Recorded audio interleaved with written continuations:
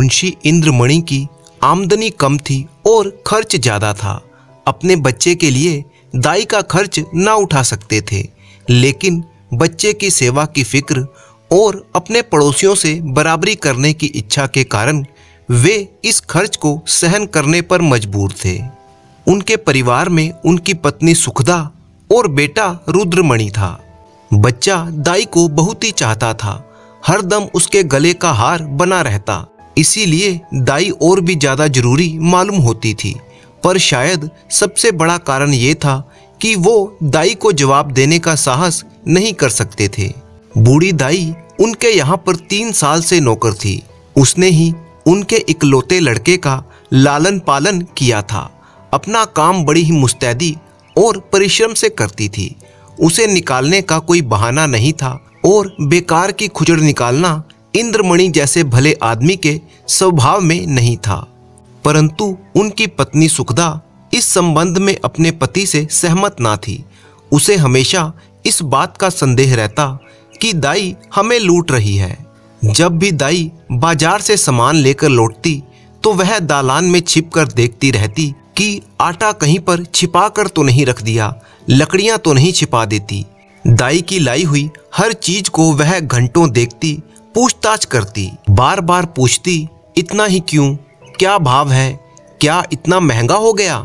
दाई कभी तो इन प्रश्नों का उत्तर बड़ी ही नम्रता से देती, किंतु जब कभी बहू जी ज्यादा तेज हो जाती तो वह भी कड़ी पड़ जाती थी, कस्में खाती और अपनी सफाई पेश करती। इस वाद विवाद में घंटों लग जाते थे। यह रोज की ही दशा थी और प्रतिदिन यह नाटक दाई के आंसुओं के साथ खत्म होता था। दाई का इतनी सख्तियां झेल कर भी इस घर में पड़े रहना सुखदा के संदेह को और भी ज्यादा पुष्ट करता था। उसे कभी विश्वास ही न होता था कि ये बुढ़िया केवल बच्चे के प्रेमवश यहाँ पर पड़ी हुई है।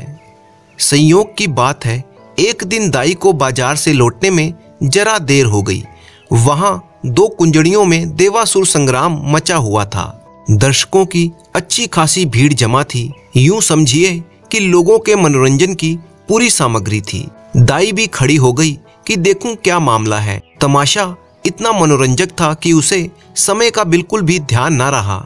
यकायक जब 9 के घंटों की आवाज कान में आई तो चौंक पड़ी और लपकी हुई घर की ओर चली।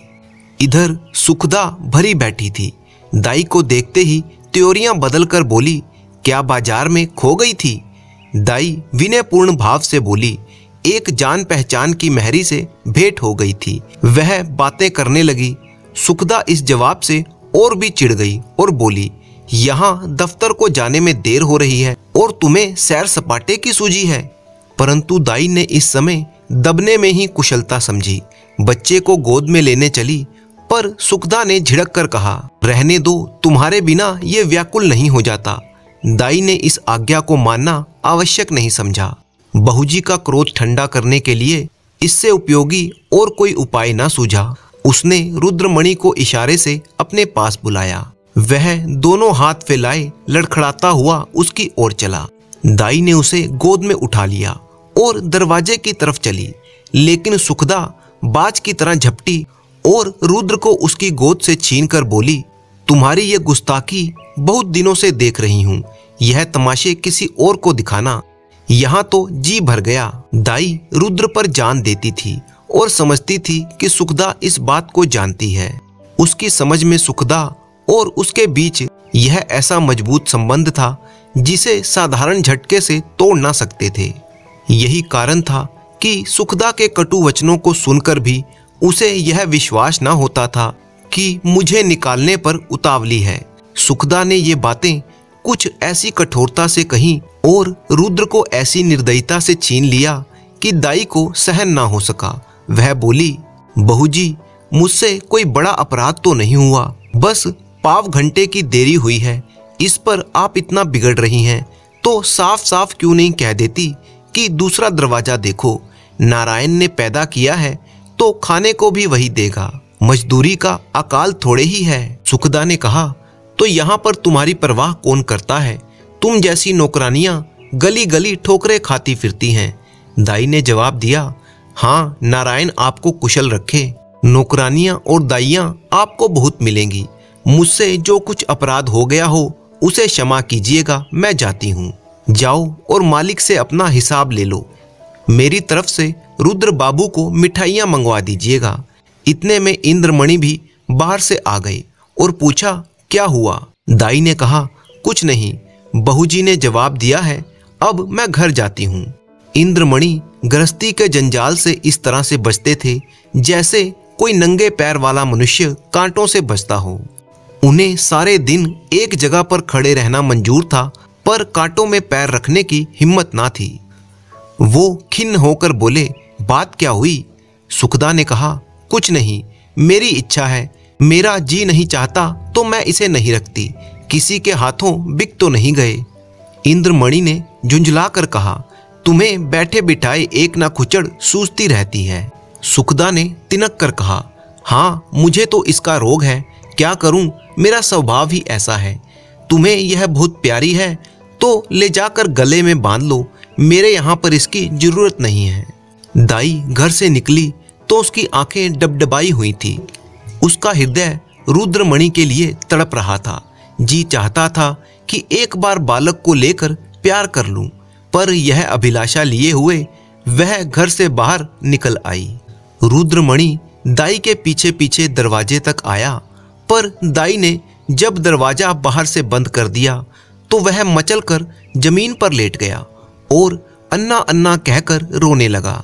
उसकी माँ सुखदा ने उसे उठाया, चुमकारा, प्यार किया, गोद में लेने की कोशिश की, मिठाई देने का लालच दिया, मेला दिखाने का वादा किया।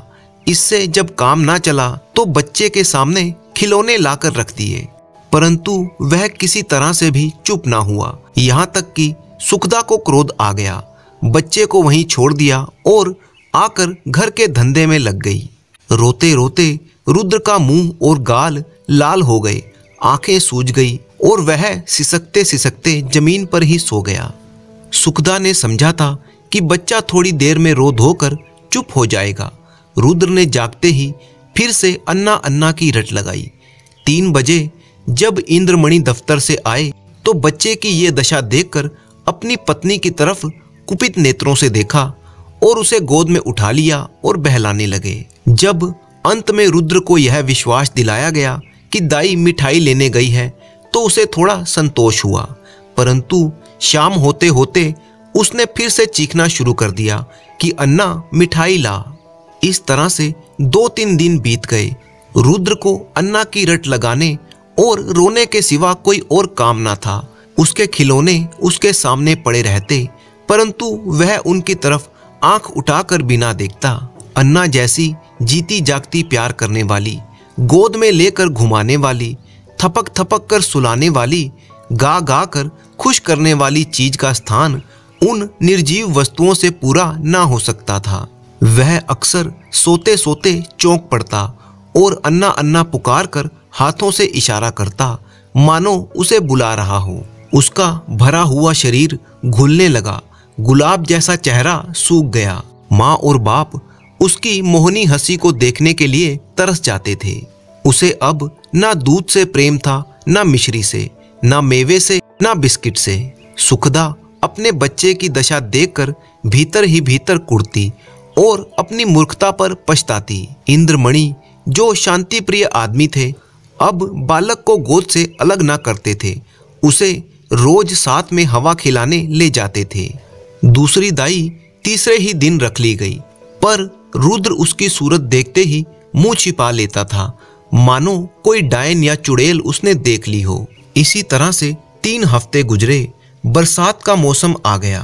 कभी बेचैन करने वाली गर्मी, कभी हवा के ठंडे झोंके। बुखार और जुखाम का जोर था। रुद्र की दुर्बलता इस ऋतु परिवर्तन को बर्दाश्त ना कर सकी। सुखदा उसे कभी पानी के पास जाने ना देती, नंगे पैर उसे एक भी कदम चलने ना देती। पर सर्दी लग ही गई। रुद्र को खांसी और बुखार आने लगा। प्रभात का समय था। रुद्र चारपाई पर आंख बंद करके पड़ा था। डॉक्टरों का इलाज बिल्कुल निष्फल हो चुका था। सुखदा चारपाई पर बैठी उसकी छाती में तेल की मालिश कर रही थी। इंद्रमणि विषाद की मूर्ति बने हुए करुणापूर्वक आंखों से बच्चे की तरफ देख रहे थे। इधर वह अपनी पत्नी सुखदा से बड़ा ही कम बोलते थे। उन्हें उससे एक तरह की घृणा सी हो गई थी।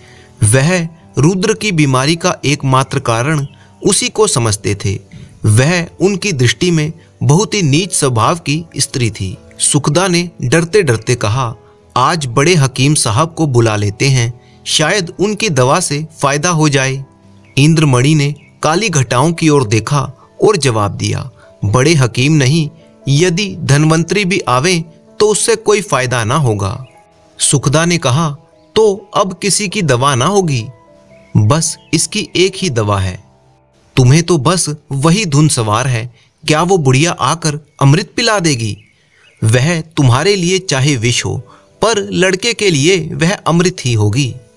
मैं नहीं समझती कि ईश्वर की इच्छा उसके अधीन है। यदि नहीं समझती हो तो अब तक नहीं समझी तो रोओगी। बच्चे से हाथ धोना पड़ेगा। चुप भी रहो, क्या अशुभ मुंह से निकालते हो? यदि ऐसी ही जली कटी सुनानी है तो बाहर चले जाओ। मैं तो जाता हूं, पर याद रखो ये हत्या तुम्हारी ही गर्दन पर होगी। यदि लड़के को तंदुरुस्त देखना चाहती हो तो उसी दाई के पास जाओ, उससे विनती और प्रार्थना करो, क्षमा मांगो। तुम्हारे बच्चे की जान अब उसी की दया के अधीन है। सुखदा ने कुछ उत्तर नहीं दिया। उसकी आंखों से आंसू जारी थे। इंद्रमणि ने पूछा, क्या मर्जी है, जाऊं उसे बुला लाऊं? तुम क्यों जाओगे? मैं आप चली जाऊंगी। नहीं, माफ करो, मुझे तुम्हारे ऊपर विश्वास नहीं है। ना जाने तुम्हारी जुबान से क्या निकल जाए। अगर वो आती भी होगी तो नहीं आएगी। सुखदा ने पति की ओर फिर से तिरस्कार भरी दृष्टि से देखा और बोली, हाँ और क्या, मुझे अपने बच्चे की बीमारी का शौक थोड़े ही है। मैंने लाज के मारे तुमसे ये बात नहीं कही, पर मेरे हृदय में भी यही बात है। यदि मुझे दाई के मकान का पता मालूम होता तो कब से मैं उसे मना कर ले आती। वह मुझसे कितनी नाराज हो, पर रुद्र से उसे प्रेम था। मैं आज ही उसके पास जाऊंगी। तुम विनती कहते हो, मैं उसके पैरों में पड़ने के लिए तैयार हूं। उसके पैरों को आंसुओं से भिगोऊंगी और जिस तरह भी राजी होगी राजी करूंगी। सुखदा ने बहुत ही धैर्य धरकर ये बातें कहीं, परंतु उमड़े हुए आंसू रुक न सके। इंद्रमणि ने स्त्री की ओर सहानुभूति पूर्वक देखा और लज्जित होकर बोले, मैं तुम्हारा जाना उचित नहीं समझता, मैं खुद ही जाता हूँ। बूढ़ी दाई का नाम कैलासी था। कैलासी संसार में अकेली थी। किसी समय उसका भी परिवार गुलाब की तरह खिला हुआ था, परंतु धीरे धीरे उसकी सब पत्तियां गिर गई और अब वह संसार में बिल्कुल अकेली थी, एक सूखी हुई टहनी की तरह। परंतु रुद्र को पाकर इस सूखी हुई टहनी में जान पड़ गई थी। इसमें हरी भरी पत्तियां निकल आई थी। कैलासी रुद्र की भोली भाली बातों पर न्योछावर हो गई, पर वह अपना स्नेह सुखदा से छिपाती थी, इसीलिए कि माँ के हृदय में द्वेष ना हो। वह रुद्र के लिए छिप छिप कर मिठाइयाँ लाती और उसे खिलाकर प्रसन्न होती। उसे बुरी नजर से बचाने के लिए तावीज और गंडे लाती रहती। यह उसका विशुद्ध प्रेम था, उसमें स्वार्थ की गंध भी ना थी। रात ज्यों त्यों कटी। सुबह को वह घर के बाहर झाड़ू लगा रही थी। कैलासी का हृदय तड़प गया। वह व्याकुल होकर घर से बाहर निकली कि चलूं रुद्र को देखाऊं, पर आधे रास्ते से ही लौट गई। रुद्र कैलासी के ध्यान से एक क्षण के लिए भी नहीं उतरता था। वह सोते सोते चौंक पड़ती, जान पड़ता जैसे रुद्र उसके सामने चला आ रहा है। पड़ोसियों के पास जाती तो रुद्र की ही चर्चा करती। रुद्र उसके दिल और जान में बसा हुआ था। प्रतिदिन वह ये इरादा करती कि आज रुद्र को देखने चलूंगी। घर से चलती, परंतु रास्ते से ही लौट आती। कभी 2-4 कदम से आगे नहीं बढ़ सकी।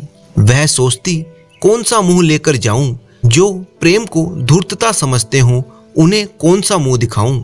कभी सोचती, यदि रुद्र मुझे ना पहचाने तो बच्चों के प्रेम का ठिकाना ही क्या है, नई दाई के साथ हिलमिल गया होगा। यह ख्याल उसके पैरों पर जंजीर का काम करता था। इस तरह से 2 हफ्ते बीत गए। कैलाशी का जी उचटता रहता, जैसे उसे कोई लंबी यात्रा करनी हो। घर की चीजें जहां की तहां पड़ी रहती, ना खाने की सुधि थी ना कपड़ों की। संयोग की बात है, इन्हीं दिनों बद्रीनाथ की यात्रा का समय आ गया। मोहल्ले के कुछ लोग यात्रा की तैयारियां करने लगे। कैलाशी की दशा इस समय उस पालतू चिड़िया की तरह थी जो पिंजड़े से निकलकर उड़ना चाहती थी। उसे अपनी यादों को भुलाने का ये अच्छा अवसर मिल गया। वह भी बद्रीनाथ की यात्रा के लिए तैयारियां करने लगी। आसमान पर काली घटाएं छाई हुई थी और हल्की फुल्की फुहारें पड़ रही थी। स्टेशन पर यात्रियों की भीड़ थी। कुछ गाड़ियों पर बैठे हुए थे, कुछ अपने घर वालों से विदा हो रहे थे। चारों तरफ एक चहल पहल सी मची हुई थी। कोई अपनी स्त्री को सावधान कर रहा था कि धान कट जावे तो ठीक से रखवा देना। कहीं कोई लाला जी अपने मुंशी को समझाते कि हिसाब किताब ठीक से रखना। कैलाशी भी एक गाड़ी में बैठी हुई सोच रही थी, इन भले आदमियों को अब भी संसार की चिंता नहीं छोड़ती। वही बनीज व्यापार, लेन देन की चर्चा। रुद्र इस समय यहाँ पर होता तो बहुत रोता, मेरी गोद से कभी ना उतरता। लौट कर आऊंगी तो उसे अवश्य देखने जाऊंगी। या ईश्वर, किसी तरह से ये गाड़ी चले, गर्मी के मारे जी व्याकुल हो रहा है। इतनी घटा उमड़ रही है किंतु बरसने का नाम नहीं लेती। मालूम नहीं ये रेल वाले क्यों देर कर रहे हैं। ये नहीं कि झटपट गाड़ी खोल दें, यात्रियों की जान में जान आए। एकाएक उसने इंद्रमणि को प्लेटफॉर्म की तरफ आते देखा। उसका चेहरा उतरा हुआ था और कपड़े पसीने से तर थे। वह गाड़ियों में झांकने लगा। कैलाशी केवल ये जताने के लिए कि मैं भी यात्रा करने जा रही हूँ, गाड़ी से बाहर निकल आई और इंद्रमणि उसे देखते ही लपक कर उसके करीब आ गया और बोले, क्यों कैलाशी, तुम भी यात्रा को चली? कैलाशी ने बड़े ही गर्व से उत्तर दिया, हाँ, यहाँ क्या करूँगी, जिंदगी का कोई ठिकाना नहीं, मालूम नहीं कब आंखें बंद हो जाए। परमात्मा के यहाँ मुंह दिखाने का भी तो कोई उपाय करना होगा। रुद्र बाबू अच्छी तरह से हैं? अब तो जा ही रही हो, रुद्र का हाल पूछकर क्या करोगी? उसे आशीर्वाद देती रहना। कैलाशी की छाती धड़कने लगी। घबरा कर बोली, उनका जी अच्छा नहीं है क्या? वह तो उसी दिन से बीमार है जिस दिन से तुम घर से निकली हो। 2 हफ्ते तक उसने अन्ना अन्ना की रट लगाई। अब 1 हफ्ते से खांसी और बुखार में पड़ा है। सारी दवाइयां करके हार गए पर कुछ फायदा ना हुआ। मैंने सोचा था कि चलकर तुम्हारी अनुनय विनय करके लिवा लाऊंगा। क्या जाने तुम्हें देखकर उसकी तबीयत संभल जाए। पर तुम्हारे घर पर आया तो मालूम हुआ कि तुम यात्रा करने जा रही हो। अब किस मुंह से तुम्हें चलने के लिए कहूँ? तुम्हारे साथ सलूक ही कौन सा अच्छा किया था जो इतना साहस करूं? और फिर पुण्य के कार्य में विघ्न डालने का भी डर है। जाओ, उसका ईश्वर ही मालिक है। आयु शेष रही तो वह बच ही जाएगा, अन्यथा ईश्वर की इच्छा के सामने किसका वश चलता है। कैलाशी की आंखों के सामने अंधेरा छा गया। सामने की चीजें तैरती हुई मालूम होने लगी। उसका हृदय भावी अशुभ की आशंका से दहल गया। हृदय से निकल पड़ा, हे ईश्वर, मेरे रुद्र का बाल भी बांका ना हो। प्रेम से उसका गला भर आया। विचार किया कि मैं कैसी कठोर हृदय हूँ। प्यारे बच्चे का रो रो कर बुरा हाल हो गया और मैं उसे देखने तक ना गई। सुखदा का स्वभाव अच्छा नहीं था किंतु रुद्र ने मेरा क्या बिगाड़ा था। मैंने माँ का बदला बेटे से लिया। हे ईश्वर, मेरे अपराध को क्षमा करो। प्यारा रुद्र मेरे लिए हुड़क रहा है। इस ख्याल से कैलाशी का कलेजा महसूस उठा और आंखों से आंसू बह निकले। डर कर वह बोली, दूध तो पीते हैं ना? तुम दूध पीने को कहती हो। उसने 2 दिन से आंखें तक नहीं खोली। या परमात्मा, अरे कुली कुली बेटा, आकर मेरा सामान गाड़ी से उतार दे। अब मुझे तीरथ ना सूझता। हाँ बेटा, जल्दी कर। बाबूजी, देखो कोई तांगा है क्या? वह तांगे पर बैठ गई। घोड़ा धीरे धीरे चल रहा था। कैलाशी बार बार झुंझलाती थी और तांगे वाले से कहती, बेटा जल्दी कर, मैं तुझे ज्यादा पैसे दे दूंगी। रास्ते में मुसाफिरों की भीड़ देखकर उसे क्रोध आता। उसका जी चाहता था कि घोड़े के पंख लग जाएं, लेकिन इंद्रमणि का मकान करीब आने पर कैलाशी का हृदय उछलने लगा। अंत में इंद्रमणि का मकान आ पहुंचा। कैलाशी ने डरते डरते दरवाजे की ओर ताका, जैसे कोई घर से भागा हुआ अनाथ लड़का शाम को भूखा प्यासा घर आ रहा हो। दरवाजे पर सन्नाटा छाया हुआ था। महाराज बैठा सुरती मल रहा था। कैलाशी को जरा डाडस हुआ। घर में बैठी नई दाई कुछ काम कर रही थी। ये देखकर उसके हृदय में बल का संचार हुआ। सुखदा के कमरे में गई तो उसका हृदय कांप रहा था। सुखदा रुद्र को गोद में लिए दरवाजे की ओर एकटक ताक रही थी। वह शोक और करुणा की मूर्ति बनी दिखाई देती थी। कैलाशी ने सुखदा से कुछ नहीं पूछा। रुद्र को उसकी गोद से लिया और रुद्र की तरफ सजल नयनों से देखकर कहा, बेटा रुद्र, आंखें खोलो। रुद्र ने आंखें खोली। क्षण भर दाई को चुपचाप देखता रहा। तब यकायक दाई के गले से लिपट कर बोला, अन्ना आई, अन्ना आई। रुद्र का पीला मुरझाया हुआ चेहरा खिल उठा, जैसे बुझते हुए दीपक में तेल पड़ जाता है। रुद्र की सेवा करते हुए दाई को 1 हफ्ता बीत गया। प्रातः काल का समय था। रुद्र आंगन में खेल रहा था। इंद्रमणि ने बाहर से आकर उसे गोद में उठा लिया और प्यार से बोले, तुम्हारी अन्ना को मारकर भगा दें? रुद्र ने मुंह बनाकर कहा, नहीं। पास ही खड़ी कैलाशी बोली, क्यों बेटा, तुमने तो मुझे बद्रीनाथ नहीं जाने दिया। मेरी यात्रा का पुण्य फल कौन देगा? इंद्रमणि ने मुस्कुरा कर कहा, तुम्हें उससे कहीं ज्यादा पुण्य मिल गया है। बच्चे की जान बचाकर तुमने तीर्थ नहीं, महातीर्थ किया है। इसके बाद एक बार फिर से कैलाशी उस घर में काम करने लगी और रुद्र की देखभाल करने लगी।